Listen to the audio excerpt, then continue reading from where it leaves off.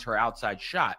But one thing Aliyah Boston did that was really smart and really telling is she always embraced Caitlin Clark and the idea of playing with Caitlin Clark. You can go back to when she was interviewing her for the Big Ten Network and said, what would it be like to be number one overall, knowing that the Fever might have the number one overall pick. Of course, AB was the number one pick for the Fever, but there was never any resistance, never any pushback, never any worry about her shine being stolen or anything like that.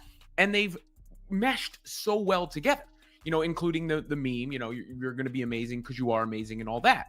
But, Then we met Caitlin. 4 simple words, spoken almost casually by Aliyah Boston on Candace Parker's podcast, but they landed like an earthquake. In a space flooded with manufactured rivalries, forced narratives, and non-stop whispers about tension surrounding Caitlin Clark, that one line sliced straight through the noise. Boston's honesty wasn't calculated or defensive, it was raw and unmistakably genuine. There was no bitterness, no shade, no hidden edge. What came through instead was respect, even awe, delivered with a knowing smile that said more than any long explanation ever could.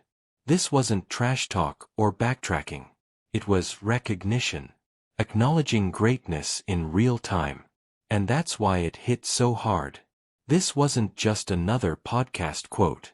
It was a moment that dismantled weeks of speculation and exposed how wrong the drama narrative really was.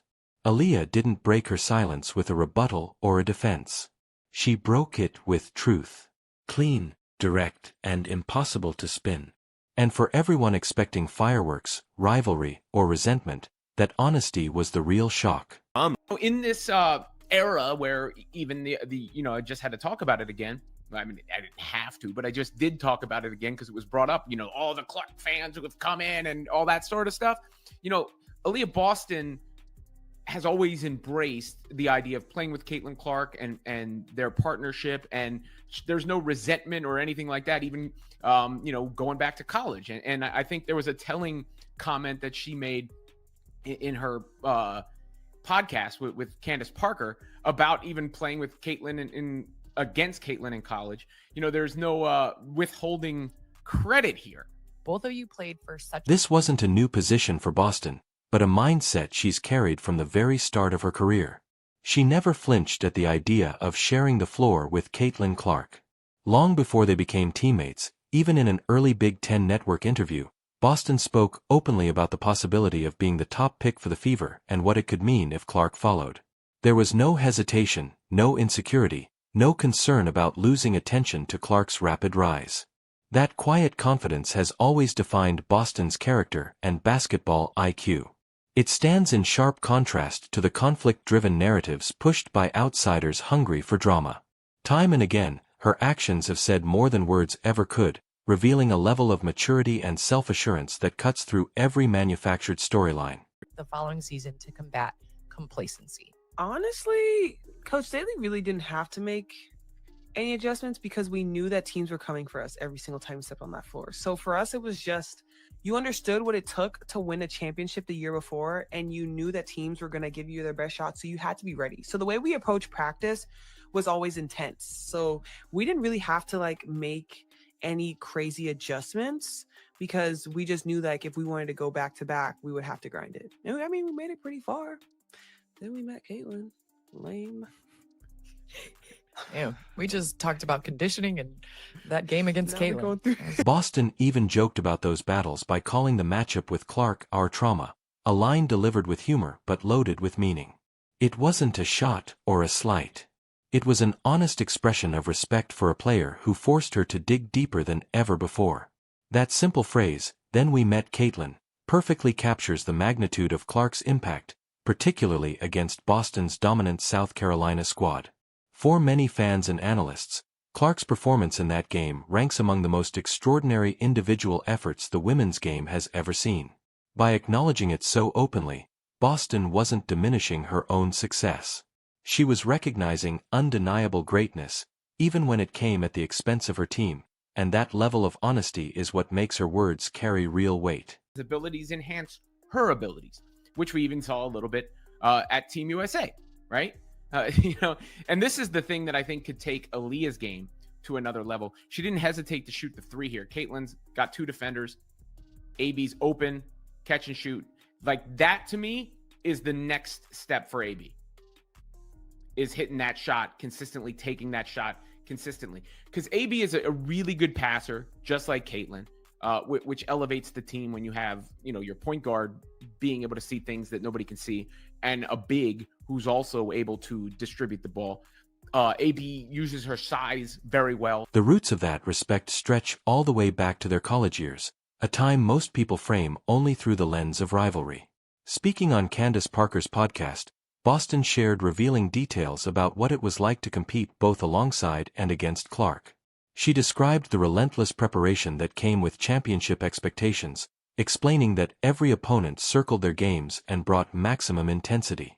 Teams were coming for us every single time, she said, underscoring the non-stop pressure they lived under. That honest reflection on a college career shaped by titles, targets, and constant scrutiny helps explain how Boston views a player like Caitlin Clark. It was never personal. It was never rivalry. It was always about the grind. AB uses her size very well, obviously. I think one of the big intentional changes she made this year was she trimmed down a little bit and was really in shape to run the floor. And she went head-to-head with A'ja Wilson in that series, and there wasn't a clear winner. I don't think there was a clear winner. That was a back and forth battle, which is impressive for where Aliyah Boston is currently.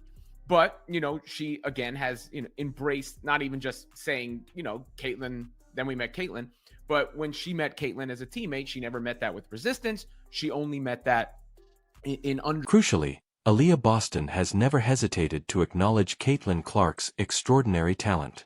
Rather than viewing it as competition, she understands how Clark's skill set actually amplifies her own impact on the floor. That dynamic was already visible in subtle ways during their time together at Team USA camps, quietly signaling what their partnership could become.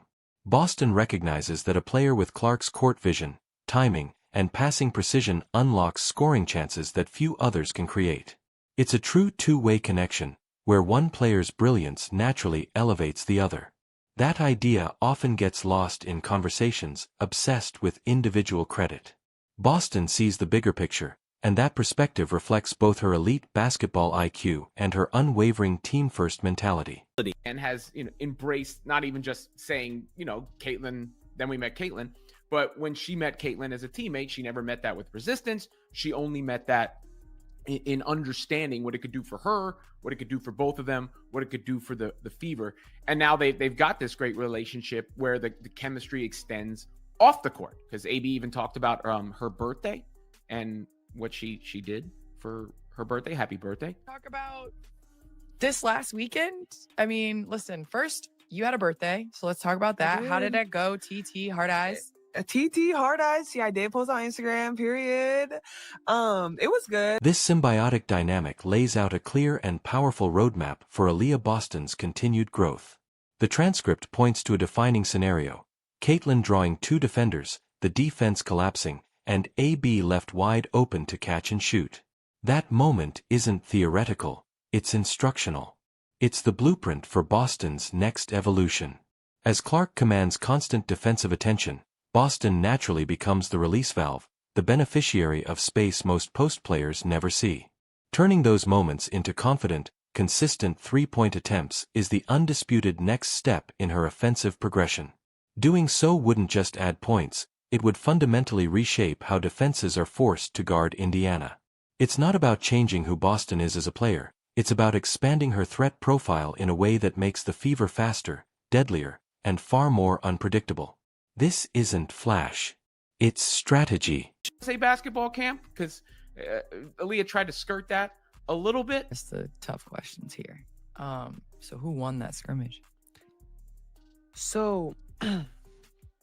So it depends on how you look at it, right? Because no, man, there's a final result. There's a winner. Okay, but hear me out though. We don't live in this. No, we don't live in this era. No. Okay, but we played 3 games. We played 3 games. No, bro. You won or you lost. Old ones won the first. We won the second. Then the third one, it went into overtime. So technically, So you lost. we won together. No, you lost. And then What happened in overtime? and then we had one possession each, and then Beyond scoring, Boston's passing ability is an often overlooked part of her game that fits seamlessly with Clark's style. Much like Caitlin, Aliyah is an exceptional facilitator who sees the floor clearly and can make smart, timely reads from the post. Having a point guard with elite vision paired with a big who can also initiate and distribute fundamentally raises the team's ceiling. Two high-level passers working from different areas of the court stretch defenses, create constant mismatches, and force opponents into difficult decisions. That kind of offensive versatility makes the Fever incredibly hard to guard, and their shared court vision becomes a core pillar of everything they do together. I was like, hey guys, it's our run to 2028. You know, I would have paid money for that. So everything looked fun. TikToks, videos of the scrimmages. I've heard amazing things coming out of camp that Paige was hooping. And Caitlin's back to health, and so USA basketball's in good hands. It's in great hands. It certainly is, and there are some easy choices to make. I mean, Paige is going to be on the team. Aliyah Boston's going to be on the team. Caitlin Clark is going to be on the team. And even if, Aliyah had a joke about coming up short in those matchups with the old heads and the young and turnt crew. Aliyah Boston's commitment to growth extends far beyond skill development, encompassing a deliberate physical transformation that has elevated her endurance, speed, and ability to compete toe-to-toe with elite opponents like A'ja Wilson, showcasing her readiness to excel at the highest level, while simultaneously embracing Caitlin Clark not as a threat but as a teammate whose presence amplifies both their games and the overall potential of the Indiana Fever. This mutual understanding, rooted in college rivalries and sharpened through national championships, USA basketball camps, and countless shared experiences, reflects Boston's rare combination of basketball IQ, selflessness, and strategic foresight, as seen in their on-court chemistry where Clark's playmaking creates scoring opportunities for Boston and her post-passing further diversifies the offense, while off the court their friendship, exemplified by moments like shared birthday dinners and casual interactions, fosters a cohesive environment that strengthens the team's foundation, and even in high-pressure scenarios such as overtime scrimmages at Team USA camp, Boston's competitive fire is balanced with humor and resilience, highlighting a supportive, growth-oriented culture that benefits all players. Her admiration for legends like Sue Bird and the lessons gleaned from such mentorship further reinforce her forward-thinking approach, ensuring that the Fever's core, anchored by Boston and Clark, combines elite talent, shared vision, and mutual trust to form a synergy that is more than the sum of its parts, positioning them for sustained dominance, setting the stage for USA basketball's future success on the international stage, and demonstrating that Boston's consistent embrace of Clark, her understanding of the broader strategic implications, and her ability to elevate both her own and her teammates' performance exemplify true leadership, replacing manufactured rivalries with a genuine narrative of respect, collaboration, and the building of a dynasty together.